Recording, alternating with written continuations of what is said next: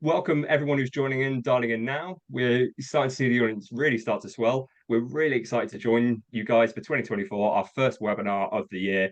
We're so delighted to be joined by Uniphore for this one.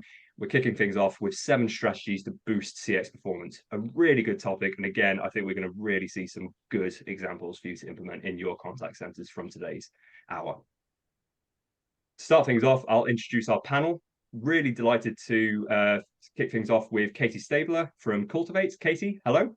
Hello. Thanks for having me again, Zander. No, very welcome. Katie, do you want to give a brief overview on your background in the industry to kick things off? Yeah, absolutely. So I am the founder and director of Cultivate Customer Experience, which is a customer experience consultancy which works globally. The consultancy has been running for around 3.5 years, but I've worked for 10 years explicitly in customer experience. Must have got my CCXP badge around 8 years ago, and I'm a very proud member of the Customer Experience Professionals Association. And for some of you, you may have seen me kicking around. Last year, I was the host of UK Trend Talks for Awards International and the international ones as well. So if you've seen me before, hi, nice to see you again. Amazing. And we're also joined by Vinod Muthukrishnan, CCO at Uniphore. Vinod, hello.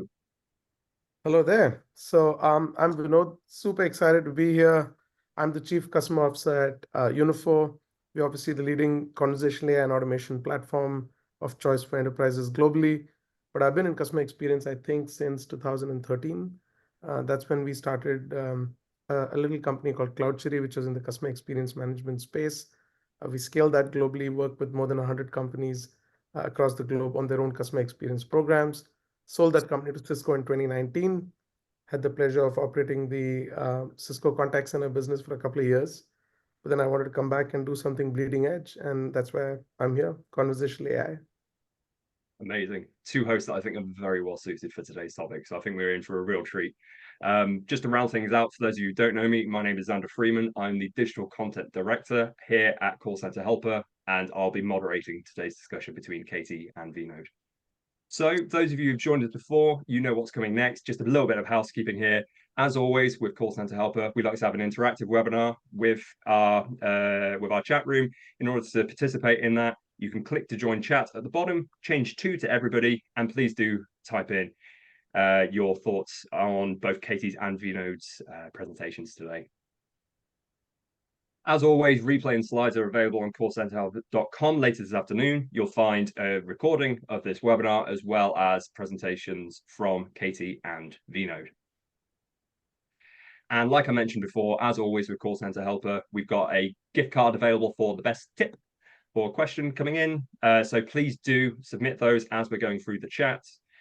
We've got people standing by from Call Center Helper to help answer any of your questions there as well. And I'll be presenting some of the best ones to Katie and Vinod after their presentations as well. So like always, we expect our audience to be a little bit exciteful with some of these topics. I think all of us are very enthusiastic about CX, so it's really good to see some of the best tips and questions from you guys. Ultimately, I always say you guys are the front line here. As much as we can suggest and provide overviews to these topics, you are the people that really see those practical examples. So we're really excited to hear from you. So please do get involved, and that's how you do so. So to kick things off today, we're going to be starting with a poll.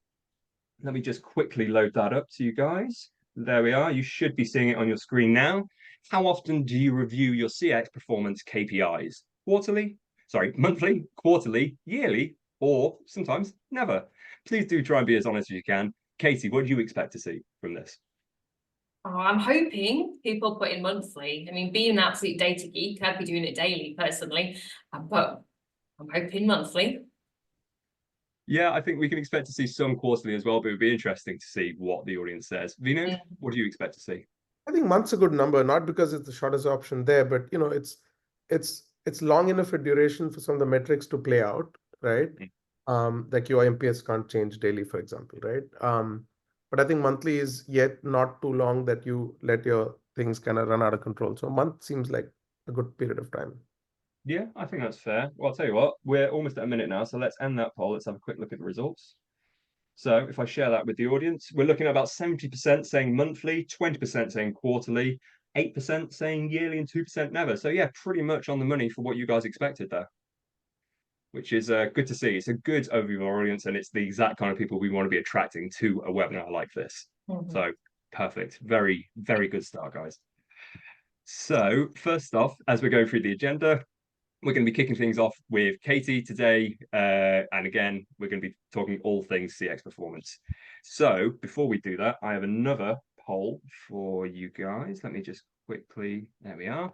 What do you focus on most? Customer experience, employee experience, or both? If I quickly launch that into the chat now. There we go. So Katie, what do you expect to see today on this? Oh, I genuinely have no idea of balance. I have this conversation so frequently with so many people, and I think there's a consensus that it's got to be both, but there's always a little lean from everybody to one side or another, but it's different depending on where you sit. I think that's fair. I think in recent years as well, you've definitely seen an uptick, at least from our side, in employee experience as well. There, as much as we might have seen a few years ago, it's slight skew towards customer experience. I think, again, more and more people are starting to consider both. Yeah, it's a bit of chicken and egg, but yeah. Yeah, I think that's fair. So if I quickly stop that poll there, yeah, we're looking at about 63% saying both, 32% saying customer experience, and again, a few focusing predominantly on employee experience. But yeah, well done. Bang on again, Katie. Looking at both, which again, exactly what we want to see.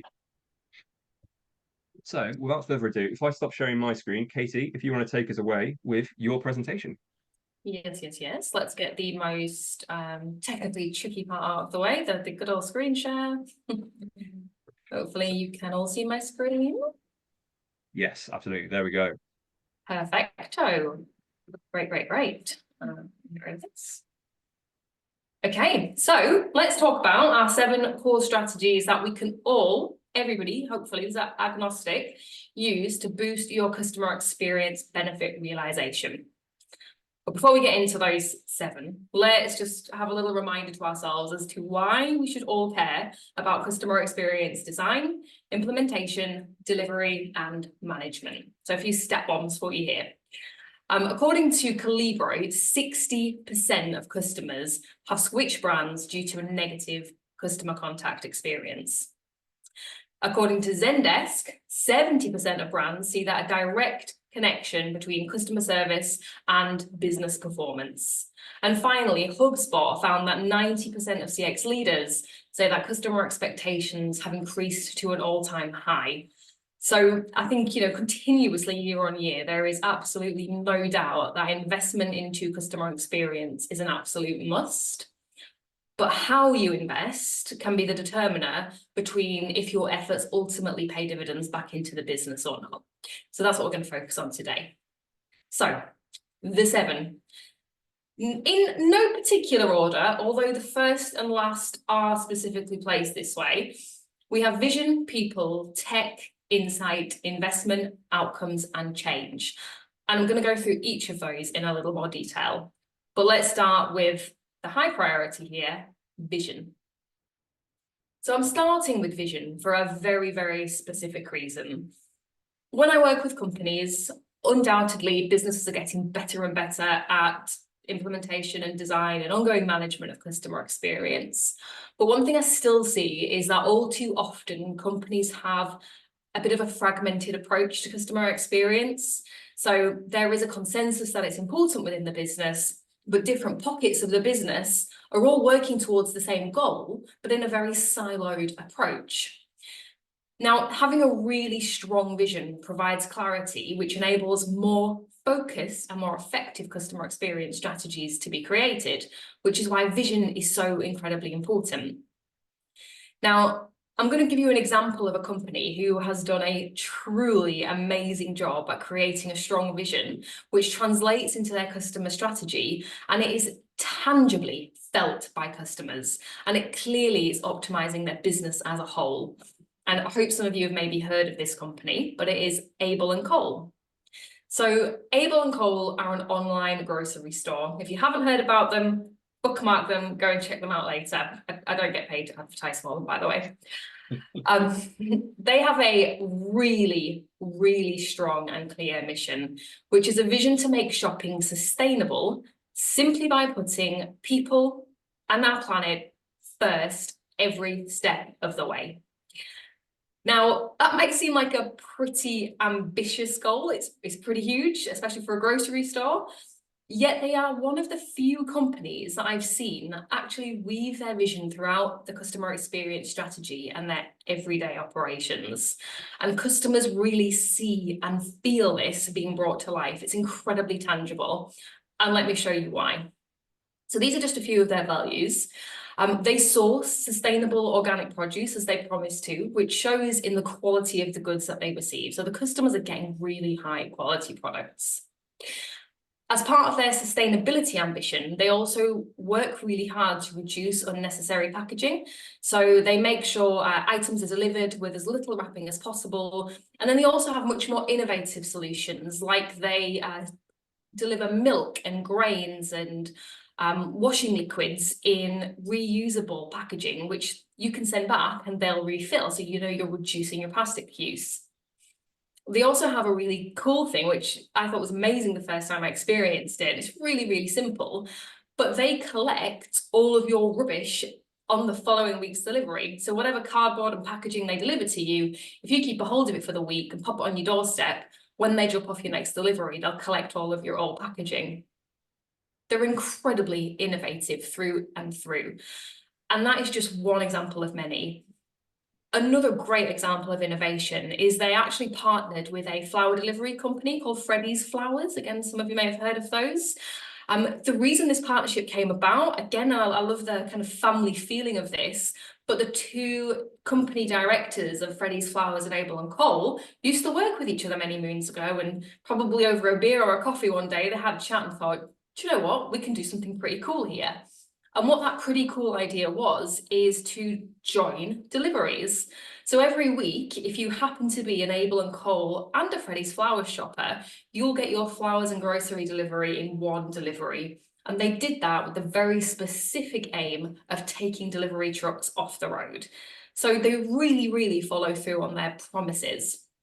And the genius of all of this, which is so often missed by many companies, is they sing and dance about it. They tell their customers. They don't just do it and kind of shy away from telling people. They are really vocal and they promote everything they do.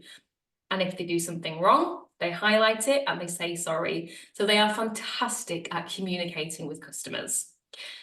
So as you can see, their mission and vision are not just fluffy words on a page. They act as a really strong foundation to create their customer experience strategy, and it's brought tangibly to life by actions that go to improve the employee and customer experience. It's clear, it's focused, it's strategic, it's embedded, and it is acted on. So having a strong vision is key. The next strategic consideration is your people. So there's often a debate about what's more important, as we talked about at the beginning, what comes first, the customer or the employee experience.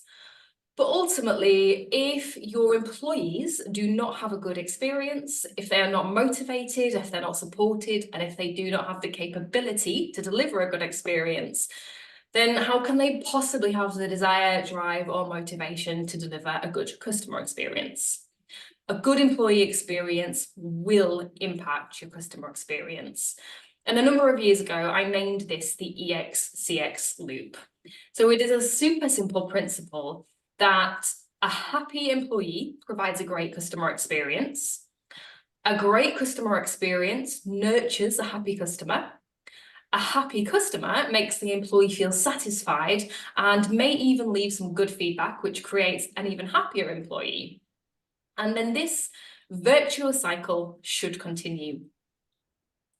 Now, part of nurturing a great employee experience is to make your employees feel listened to and valued. And this can be done through listening and acting upon employee feedback and insight. Now, aside from the customer themselves, there are few people in the business who know your customer experience better than your frontline. So this knowledge should really be harnessed, and it should be used for continuous improvement and future service design. And just the act of doing that alone creates incredibly engaged employees. And engaged employees, we know, are crucial. But Gallup found that companies with highly engaged workers report 20% higher sales. So in the report that they shared that employees who feel engaged in the workplace are more likely to improve customer relations, which in turn, surprise, surprise, increases sales. Engaged workers are also more present, they're more productive, they are more likely to be attuned to the needs of customers, they're more observant of processes, standards and systems and policies. So it's an all-round win. And when you look at data like this, it is somewhat indisputable to see that CX-EX loop in practice, and there is such a strong correlation between the two. So which comes first? Still may be up for debate, but you cannot have one without the other. Number 3, unsurprisingly, technology features in this list. I think 2023 was the year of technology talk, and I'm sure this is going to continue. It can't not. As part of your CX strategy, tech cannot be ignored. So the pace of technological advancement over the past few years has just meant that now more than ever, we have more and more tools available to help us improve our efficiencies in our daily operations. Not only can we do more with less, we can use this technology to enhance the experience we deliver. But we need to act with caution here and not get too carried away. So I've worked to design customer experience within IT industries, and there's a bit of an infamous joke in IT. Technology is the answer. What's the question again? The joke, maybe some of you can judge whether that's a joke or not really, but the joke is that we sometimes are too quick to jump on the next bandwagon of the next sexy bit of technology. Instead, what we should be doing is really considering what challenges we face or what opportunities present us with the biggest benefit. And only when we know that, only when we've identified the challenges or the opportunities, can we then review what technology might help us to mitigate these challenges or realize these benefits. So for an example, one that maybe you can each resonate with is contact centers are of course very quick to talk about chatbots. But Calibro found just last year that 70% of consumers think that contact centers should be prioritizing agent training instead of additional channels like chatbots. Now, that doesn't mean that we shouldn't invest in bots, but it does indicate that we need to better understand why our customers feel like this and what we can do with or without technology to provide a better experience that they're yearning for. Again, just don't jump straight to technology as the answer. Really understand what the question is first.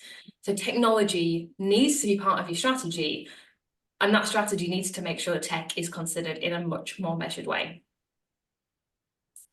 Number 4 is, without a shadow of a doubt, a strategy that can boost your customer experience in an instant: insight.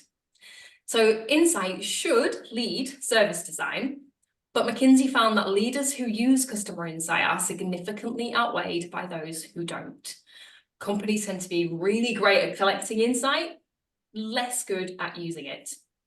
But customer insight is available in many forms. It's easy normally to access, and sources include, and this isn't an exhaustive list, but sources include things like direct customer feedback, of course, such as surveys, social media comments, conversational sentiment, which can be harvested direct from conversation analytics, market research, employee insight. As I mentioned before, employees are a fantastic source of insight. We just don't tend to use it very much.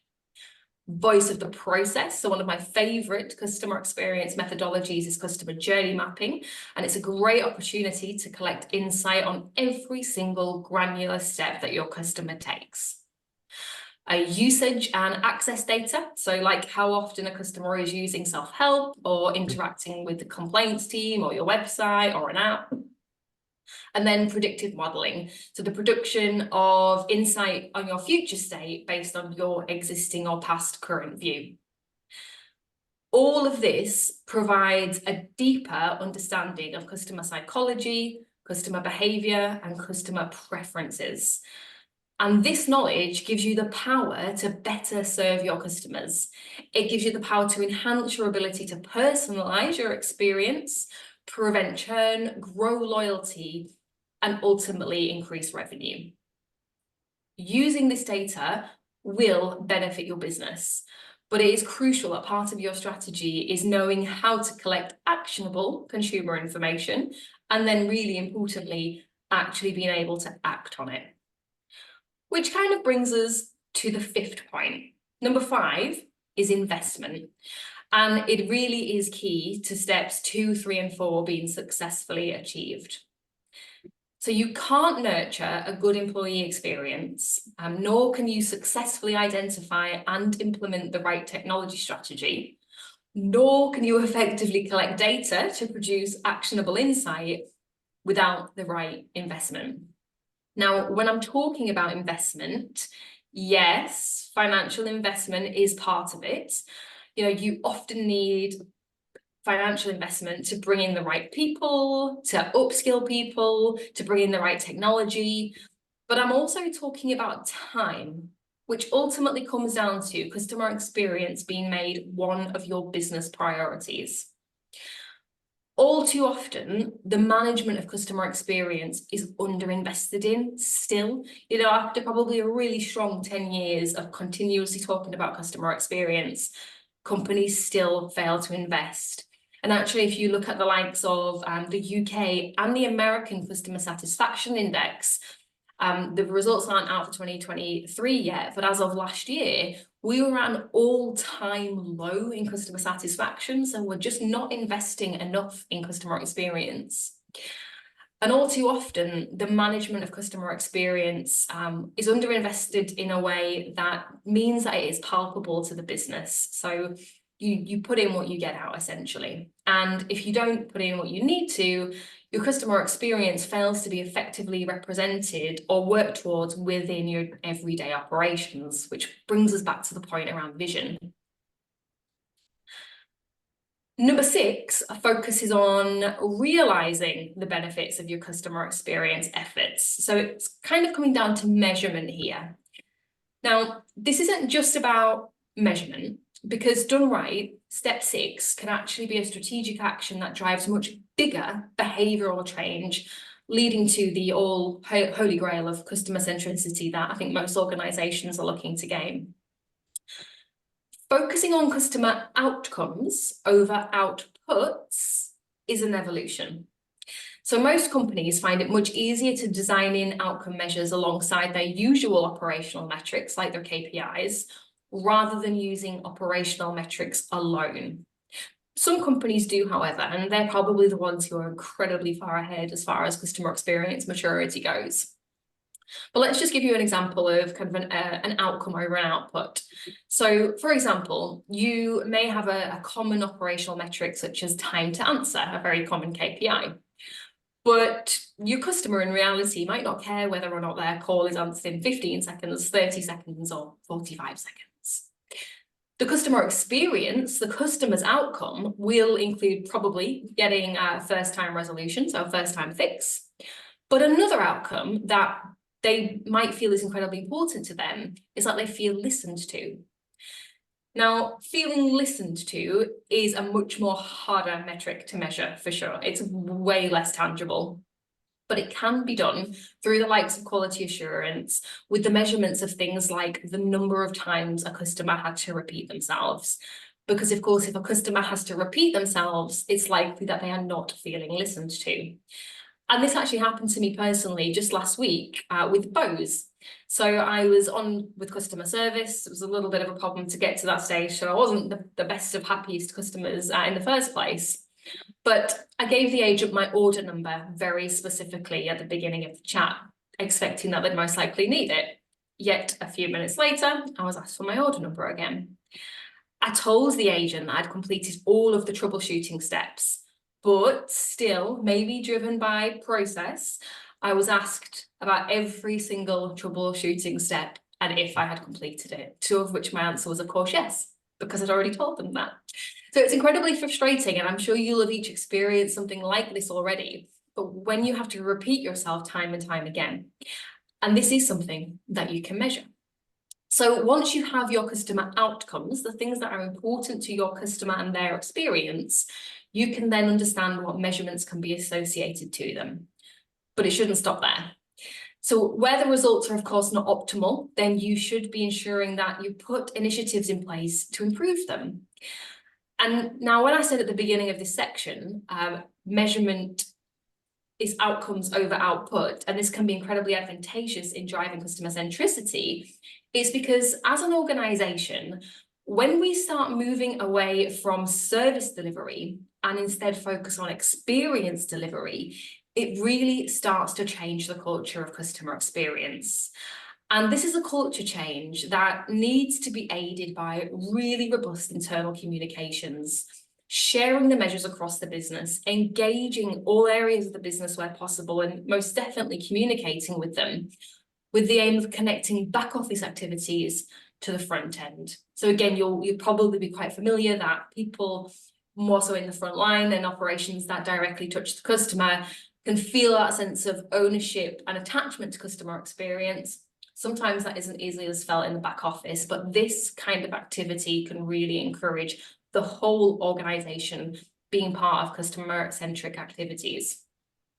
And equally, there should be communication to the customer about this too. So about the experience improvements, a type of you said, we did initiative that lets your customers know that they are heard and that we care about them. And lastly, we come on to change. This is connected to absolutely everything we've discussed, and really everything can't be successful without this being a consideration. It is important to remember that change is the only constant. This means that change is going to happen no matter what. Our customers change, their habits change, their wants, their needs. Likewise, so do we, and so do our employees. Our landscapes change, economics, tech, we've seen so much change in the last couple of years. And so we as a business must change. And the ideal is that we don't simply accept it and plod along with the change, but that we embrace change. The reason is that there is a really strong argument that if we don't change, we actually worsen. So if you think about that for a second, think about your operations and service levels now as a constant. I know they're not, I know they change, but think about them as a constant. Then consider that your customer expectations rise, their wants, their needs, their expectations, they change, and so do our employees. Their expected levels of services move up, yet with no change, this gap widens. And so as a result, we're in a decline compared to where we are now. So change needs to be strongly adopted. Your customer experience strategy should never be just about fixing things when things go wrong. It should always be about innovating ways to deliver the best experience possible, which brings us full circle back around to your vision. So they are the 7 strategies to boost customer experience performance. And if you have any questions in the chat, please feel free or contact me afterwards, and I'm very happy to engage. Amazing. Thanks so much, Katie. I didn't think you'd managed to include a shout out to Heraclitus, but that's the first for us, actually. We haven't seen that before. But no, amazing. Really, really insightful stuff. I mean, from my side, I think the point on the right metrics is so useful there. So let me quickly start sharing my screen again. There we go. Just a reminder, you can all see the screen, yes? Perfect. Yeah, I think the point on metrics is so apt, and specifically the right metrics. I've worked in large companies before where their main metric that they wanted to track, and this was a company that dealt in heavy manufacturing for a host of different industries and applications, and ultimately they were trying to track their VOC off the speed of the response, when in reality, when you actually sat down and asked some of the customers what they wanted, what they prioritized, it was getting through to the right person in that first instance. And again, it's just that disconnect where if we can identify that at the start and really align with our customers, everything becomes that much easier. Yeah, that's so true. And I mean, we are in that age where we want everything now, don't we? The Amazon age where we can get it delivered. But we're in such a changing consumer demographic where people are more willing to buy local and ethical and sustainable. And in order to achieve that outcome of that customer, actually speed sometimes doesn't come into it. So yes, it is very important to understand what's important to your customers and then measure their outcomes as opposed to service outputs. Absolutely. So just a reminder for our audience, we are providing a gift card for the best tip or question that comes in from you guys throughout today's webinar. And what we'll do now is we'll just have a quick look at some of the tips and questions that came in during Katie's presentation. So first off, thanks to Megan here. Question is, my team are king of jumping on the bandwagon for the latest tech. How do I help them see what we need to be a bit more strategic? Katie, I imagine Vnode's got an opinion on this as well, but let's start off with you. What do you think? Yeah, I mean, as I say, technology is the answer. What's the question again? It's hard not to, because when, especially, you know, Gen AI, I said it, sorry, but you can't not. When it is so heavily talked about, so heavily in the spotlight, it is hard to not think, how can I utilize this in my organization? But the way you keep it strategic is, as I mentioned in the presentation, coming right back to the ultimate question of, what challenges do I face, or what opportunities do I need to access? And only when you know the answer to that question, then ask yourself, what, if any, technology can help me to mitigate that challenge or realize that opportunity? And you just have to keep coming back to it. Yeah, I think that's a really nice way of putting it. But if only we could ask the CCO of a large AI company. Thankfully, we do have one on the call. What do you think about this? We come to offer solutions, but we're part of the problem, right? So the problem is that we often look in, ultimately, when you look at technology, it's sold by product companies like us, right? And we have a suite of products. So I come in, and my presentation will cover some of these things. The mistake we often make is, hey, I want to sell product X to you or Y to you. And that's the choice brands get, which is, what product should I buy? What does the product do?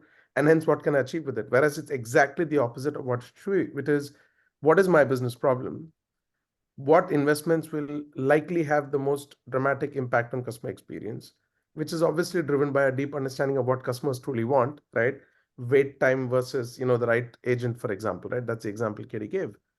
And then to be able to not look at it in terms of buying a technology or a product, but in terms of what enables that outcome to be stitched together. It doesn't matter if it's one product or two or three. The customer doesn't see these products, right? The customer sees the experience you give them. So I genuinely feel that it's a two-way street. When we come up to brands, our job also is to become a partner in the shared kind of journey around better customer experiences, not say we've got the silver bullet product that kind of solves all your CX problems. If it did, none of us would be in business, right? And truly give people a journey-based approach to making experience better.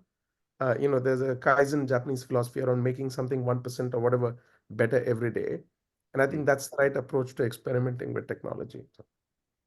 Yeah, I think that's really apt. I think the journey-based approach that you mentioned there is very important. Again, it relates exactly to what Katie was talking about in terms of investment in her presentation. It's not just the financial investment up front, it's the time and the training that goes into it as well to really take advantage of that technology to really solve that problem, which is what you've been approached in the first place, right? So it's definitely it's more of a collaborative effort than I think sometimes people assume. Absolutely.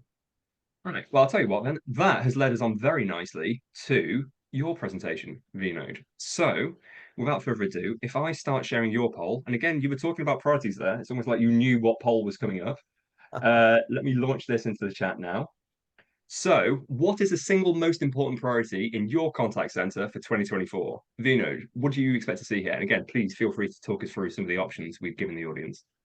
I think definitely people want a lot of data, a lot of self-serve, essentially application of AI. I think this is the first time in the history of, I would call enterprise tech, that what we do is actually cool, because everyone has actually experienced the power of AI thanks to OpenAI, right? So it's not something that happens invisibly behind some corporate firewalls. The democratization of AI has happened. So hardly a surprise that if you look at self-serve, which is obviously AI-driven, a lot of these are taking priority. But I'm also very happy to see that 20% of folks are talking about AI, just strategy in general, because with the kind of tools that are available today, things we never thought were possible are actually at your fingertips. So I'm excited to see enough votes for strategy too. Yeah, I think that's a really interesting snapshot of our audience there. And here we are. So I'll tell you what, if I stop sharing my screen, Vino, if you start sharing yours, whilst you're doing so, one more reminder to our audience. Again, please do participate in the chat here with hashtag tip or hashtag question. As we go through these presentations, there will be a gift card available at the end.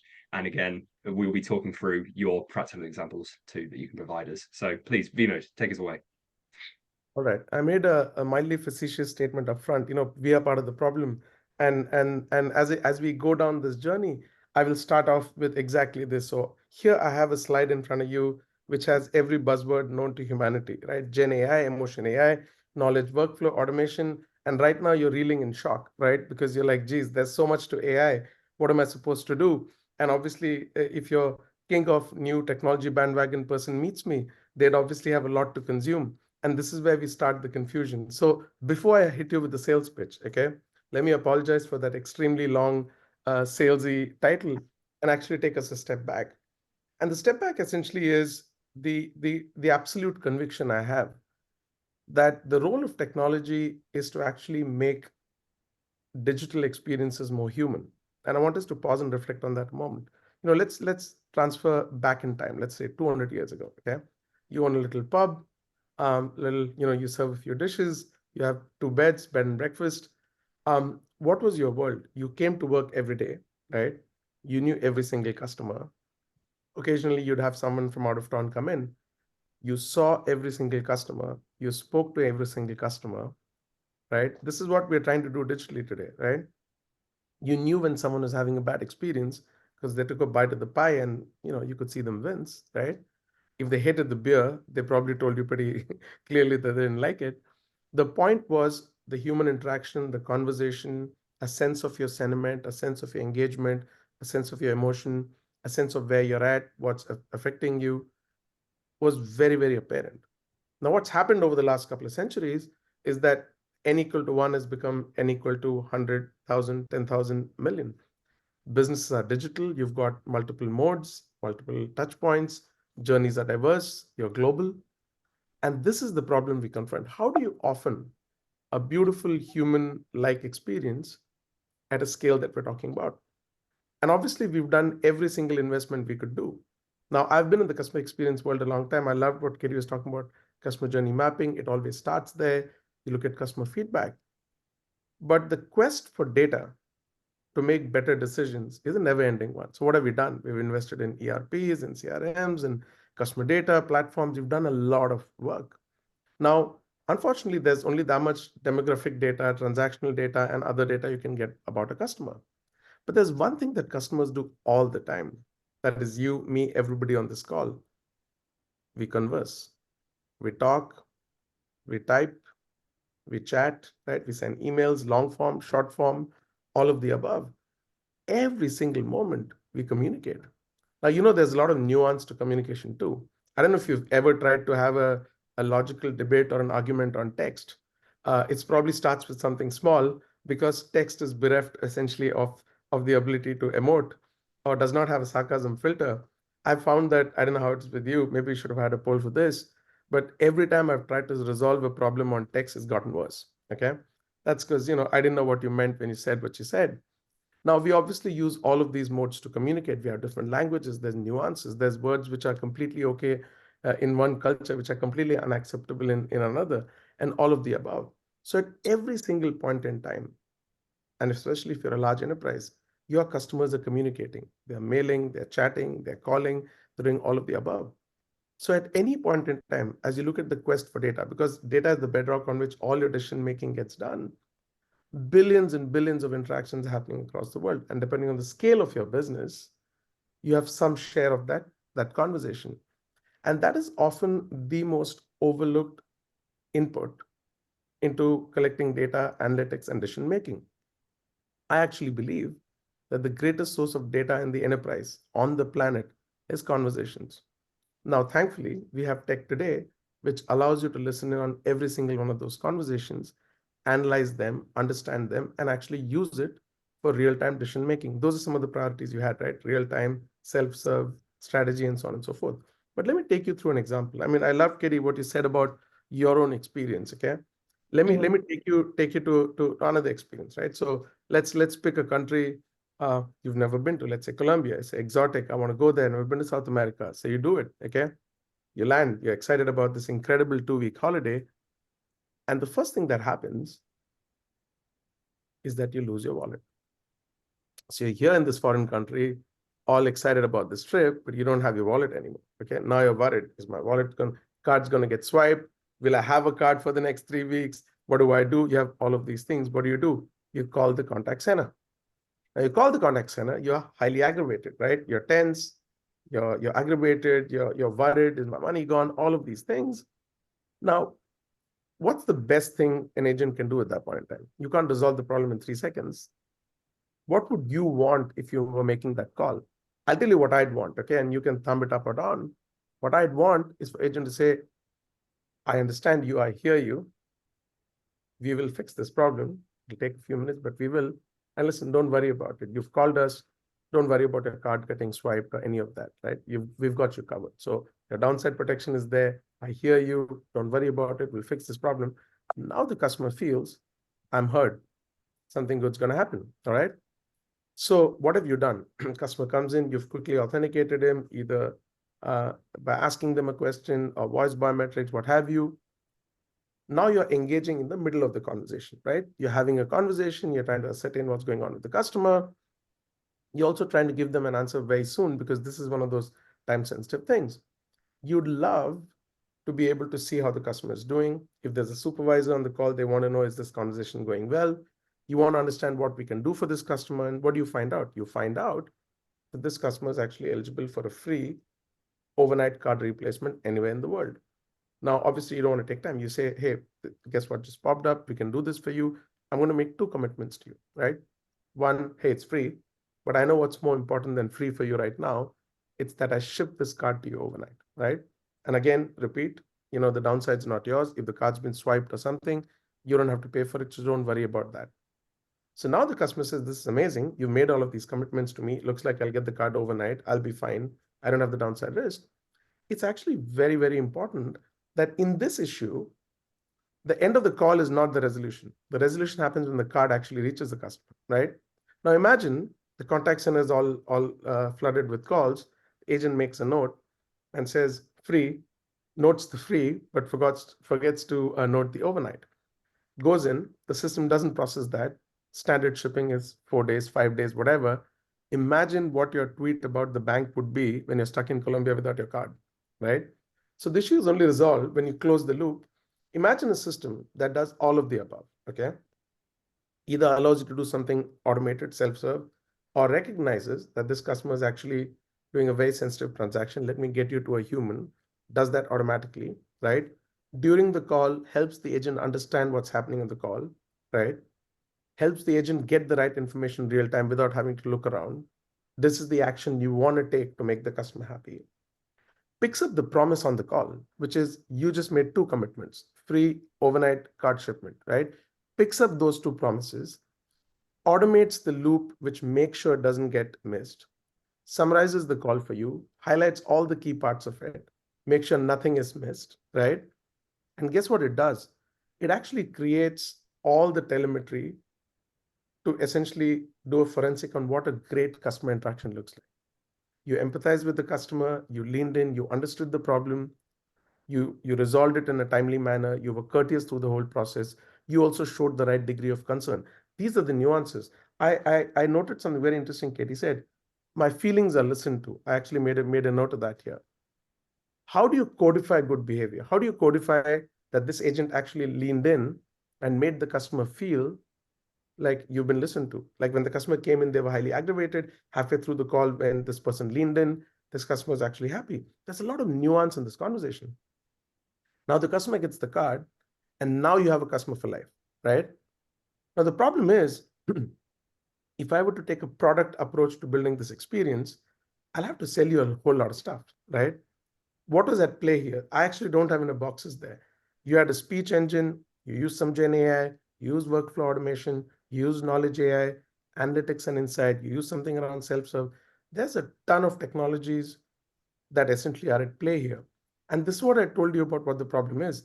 If I came to you with any one of these boxes, hey, you should get workflow automation or Gen AI or knowledge AI, I'm essentially trying to sell you what I have. I'm actually not trying to solve your customer experience problem. So the first thing we need is a strategy which says, this is the kind of customer experience I want to offer my customers. And I'm going to deploy whatever technologies helps me get there, as opposed to figuring out what technology is sold to me and try to build the experience I want. So if you really look at, and this is where I do come to the pitch, unfortunately, is what does it take to get this done? So if you read the slide bottom top, I know it's a bit of an eye chart, but essentially you need to first recognize, how do customers want to communicate with you, right? They might want to call in. If you're Gen Z, you probably don't want to call at all. You want to text. There may be interactions on video. There's email, right? Then there's system data, which you are picking up anyway, which is transactional data, CRM data, demographic data. That's anyway pulled in. And you essentially want a real-time streaming platform that has all the enterprise-grade tools which are needed to realize that customer experience team. This is the reason this slide comes after the last one, because none of those boxes in pink mean anything to you if I don't tell you what that comes together as in terms of an end user experience. So to create that user experience, you want a platform that has all of these and has purpose-built applications built on top of it. And obviously, each industry has its own unique requirements. When you look at a credit card line, for example, 8 out of 10 calls are essentially with the same thing. Lost my card. What's my card limit? Did my payment get posted? What can I do about this? If I can't pay, what's the story? I have a charge I didn't incur. Can you refund it for me? If you can quickly automate this, not only does the cost of service go down, instead of waiting 30 minutes for something that you're worried about losing a card, if you can automatically get that process, sometimes speed is your friend, right? Sometimes you don't need to talk to a human being to do that. Or sometimes you want to talk to a human being who's so armed with information that they're able to solve your problem super fast. So when you look at AI as a strategy, not as a product, not as a module, you think what it takes to realize that dream. And well, you'll realize by the time you deploy your AI strategy or customer experience strategy, you'll tick off almost all of these boxes. So I'd love to introduce Uniphore to you. I know it's non-traditional to do it in the end, but I think all of us are here because we believe in customer experience, and that is a greater commitment for us than what the company is. But from a company perspective, we are a fairly global company. We've raised more than $600 million of venture capital, valued at more than $2.5 billion. We have more than 1,500 customers globally, and more than 750,000 end agents or users using our product, essentially all the way across data capture, Gen AI, knowledge AI, and every aspect of AI that touches the contact center and beyond in the enterprise. Now, the reason I took you through that journey and dialed out the experience that I wanted was to take you to the promise, which I think is incredibly important.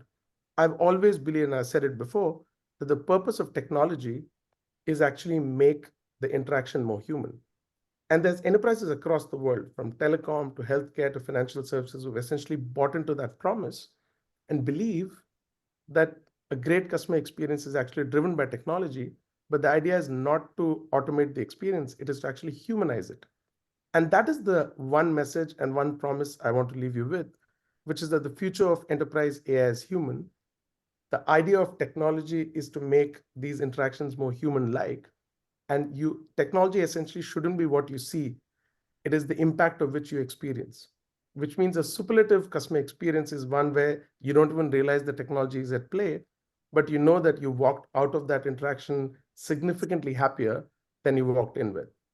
And that is a promise I hope you all buy into. And if you want to talk about customer experience, obviously I'm always available.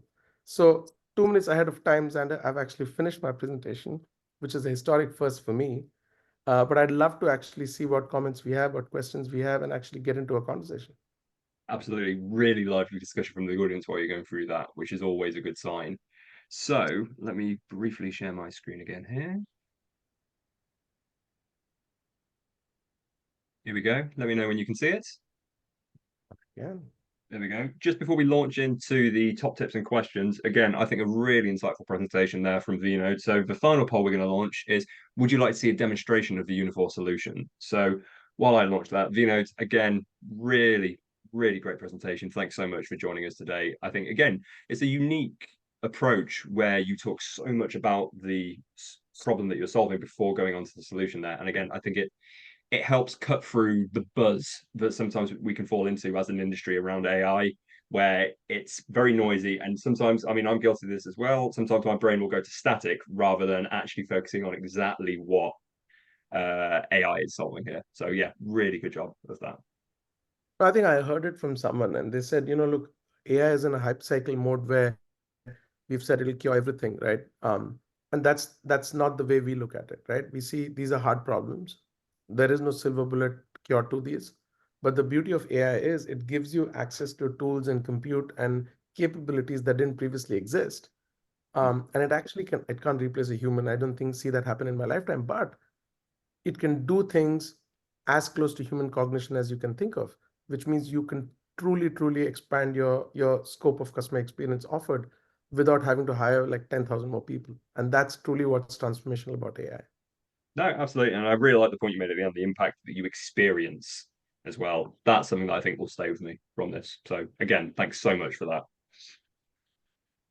There we go. If we end the poll there, we can crack on with one of my favorite parts of the presentations, which is top tips and questions from the audience. So let's start off here with Tahaba. Employees just cannot see the value of collaborating data. Sorry, you can tell it's later in the day for us here. Employees just cannot see the value of collating data, although this impacts on funding applications, reporting, etc. How do you overcome this situation? Do you know anything from your side? So again, look, I've always felt that you must be end outcome focused, right? If I come in and tell you, let's collate this data and then we're gonna create reporting, I mean, that doesn't seem like whatever. And I had this customer experience leader in Singapore who told me something around reflected glory. And I want to just take 30 seconds to talk about it. Each team is incentivized on certain KPIs, right? Sales team, sell more. The customer success team, hey, retain your customers, net retention, right? And so on and so forth. The way you have to look at analytics, insight, all of this is to how to help those teams hit their KPIs. What can I do to get you customers who come back and buy from you again and again, right? Increase your conversions. And any initiative around data, analytics, insight reporting should yield insights that help these people do their primary job. So if you're a seller or a customer success manager, and I'm helping you hit your KPIs that you're incentivized on, and I take the reflected glory of that because you said, hey, I understood customers better, tracked the customer journey, did a better experience, and hence I'm selling better. Then you're interested in it. But if I come in and tell you, hey, we have this initiative to collect data and we're going to do this, it doesn't seem like your primary KPI, and you will never get buy-in from different stakeholders if you just go in with the task but not the outcome. No, very true. Katie, anything from your side for this one? Yeah, I totally agree with what Vinod was saying, and I saw this one in the chat, and I think one of my first questions would be is to invest. Also, my first answers would be to invest some time in understanding why they don't see the value. But then to add to Vinod's point, yes, they've got to feel that it is relevant to them and that it's going to be of benefit to them in some way. And I'm also a huge fan of storytelling. So using data to tell a story, unless you work with data day in, day out, or you are a bit of a data geek, then actually, to some people, it just doesn't resonate. But if you're able to build a story around the insight, that can be so much more impactful. I think that's absolutely crucial. And also, I guess the so what, and it does resonate back to Vinod's point, but so what? And if that isn't clear to your employees, you need to make it clear, because there isn't any point in collecting data for the sake of it. But if you can give them the so what this means, then hopefully that's one step further forward for you. I'll tell you what, you've just set me up very nicely for a tip that I saw come in that I think, this isn't it, but hang on one second. Let's answer Jamie's now that I've clicked on it. Stop over surveying customers. A lot of data is already known. If you know how to look into your customers' behaviors on your systems, no point to ask what we can find out without bothering them. And also only ask what you're prepared to do about. Do something about. This is again, great. Simple example. I love this. Look, you should only ask customers for something you have no other way of finding out, right? So, for example, would you do business with us again? There's data on did you transact again? If you had a contact center interaction, you know what the sentiment. You can know what the customer's sentiment was. Did they get the resolution they sought? Did they feel respected? Did they feel valued? Every single subjective and objective attribute of that interaction, you essentially know, right? And when you know that, you can, of course, run a survey. you can ask what you don't know from that. But if you go in and let's say, for example, I called for the same Columbia card business, and the answer you got was, look, you're not eligible. Okay, good luck. Enjoy, see if you can find another way to get access to your money in Colombia. Let's assume that was the fictitious sort of response. And then you get a survey that says, hey, how did we do today? Right? You're almost rubbing it in, right?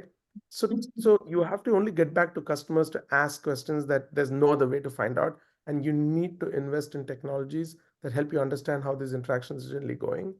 And I completely agree. Do not over-survey customers. No, I think that's a really good point on there as well. So while we've got 5 minutes left on today, let's look at another tip here. One coming in from Ian: enforcing breaks. Make sure your employees take their breaks and use their vacation time. A lot of the time, your employees won't even realize they're burnt out and need some time off. A really good point. And again, I do think agent burnout is becoming more of a priority for contact centers, at least from what we've seen with our primary research of our audience. Katie? Yeah, and especially with the increased use of work from home. I know that there's 2 ways of thinking about this, but often people like myself just say sat at a desk all day, and before you know it, it's like 7 o'clock and you haven't logged off and you haven't taken a break and you certainly haven't got your steps in. So enforcing people to take breaks is crucial. No, again, a really good point. And again, linking it back to the ability to either work remotely or hybrid work is very fair. Here we are. Here's one from Nelly: active listening. Listen to understand, not to and not to respond, otherwise you can miss so much. Vinesh, your thoughts on this? I think this applies to conversations as much as, when we often listen to people with an aim to, okay, when will you stop talking so I can tell you what I think, right?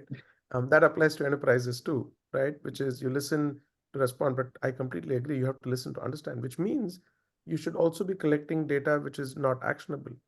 And that's why your listening, customer listening, needs to be incredibly comprehensive. So my short answer is yes, completely agree. I have nothing else to say. I'll tell you what, with 3 minutes left, I'm going to go slightly off script here. Not one that's on the slide, but one that's just come in from Hitesh. And I think this is a lovely question to end on. And I'm going to ask both of you your thoughts on this. If there is one piece of golden advice you give to improve customer satisfaction on the phones, despite challenges such as long wait times and frustration with automated systems, what would that be? Vinod, let's hear from you first. Sorry, if there's one piece of good advice on the phone, despite answer, okay. All right. So it's the humanity of it. One of the things, if you see, everyone will complain about wait times. Everyone will complain about your prices are too high. I didn't get the refund. The thing that completely aggravates customers is a sense that I'm not being heard. And empathy, I genuinely believe, is the most underrated skill in any human interaction, right? Which is, I empathize with you. There's many ways of doing it, directly, indirectly. So I think coaching in the soft skills, measurement of the application of that soft skill of empathy and driving a customer understanding, that itself will solve out. Now, if you've waited 30 minutes on the phone, you can't add 10,000 agents overnight, right? Or have a new contact center. You can't do that. But the agent comes in and says, I know you've been on the line for 30 minutes. I truly apologize. I'd hate it if I were you, but I'm here now, right? What can I do for you? How much different that is from a response that doesn't care. That's really my nugget there. And Katie, briefly from your side? I think we're really nicely aligned. So I have an approach which I follow, which is the 3 S's. So it's success, satisfaction, and sentiment. So to being able to put an empathy. And it's basically that with every single interaction, a customer should have success. So they achieve the goal that they set out to. They should have satisfaction. So it's, easy, seamless. They've just done it to the point where there are no problems or friction. And then finally, sentiment. Be nice part and empathy. There's just something in that interaction that makes that person smile or think like that was great or is surprised. And it doesn't take a lot to do that. It can just be talking to someone who seems genuinely interested. And SSS, success, satisfaction, sentiment. Look at that, the 3 S's. That's a really nice point. So just to wrap up then today, we're going to ask the audience here. This isn't a poll, we'd like it in the chat itself. What did you like best about the webinar today? We love doing these from our side, so it's really important for us to hear from you, the audience. You're what makes this possible. And again, we'd love to know what you like best about this webinar. Again, everything you send to us, we do read, we discuss internally, and we try and make each webinar form just as well as the last. I believe this is webinar number 330 something from Call Center Helper over the years. So like I say, It's something we do a lot of. We're very proud of, and we'd love to hear your feedback. So again, please do post in the chat now what you like best about the webinar today.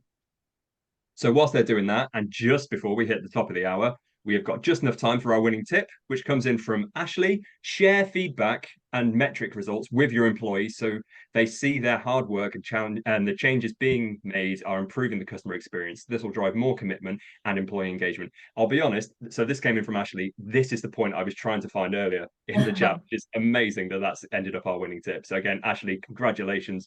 We'll be in touch regarding your gift card. But Katie, I saw you respond in the chat there as well directly to Ashley. I think it's really important. And again, it gives your frontline agents, people that are in the trenches, gives them an example of skin in the game, I think you said in the chat room. And I just echo that point. Really, really appropriate. So we've reached the top of the hour now. Unfortunately, this time always goes quicker than you think. Just one last thing from our side. You will get a survey after we finish the webinar today. It's 3 questions long. Please do fill out. Again, we look at all this stuff and we do take that feedback on board going forward. One final note again, replay and slides will be available later this afternoon on callcenterhelper.com. But next in our webinar series, The Truth About Contact Center Artificial Intelligence is on the 8th of February. And our editor, Megan Jones, will be hosting that one, not myself. And that gives me just enough time here to thank our speakers. Katie Stabler from Cultivate. Katie, thanks so much for joining us today. Oh, sorry, I wasn't sure to respond then. You're very welcome. It was an absolute pleasure. All right, we've got through an hour without any awkward silences, so I will take that. And Vinod Mithrakrishnan, thank you so much for joining us as well. Absolute pleasure. Thanks so much for having me.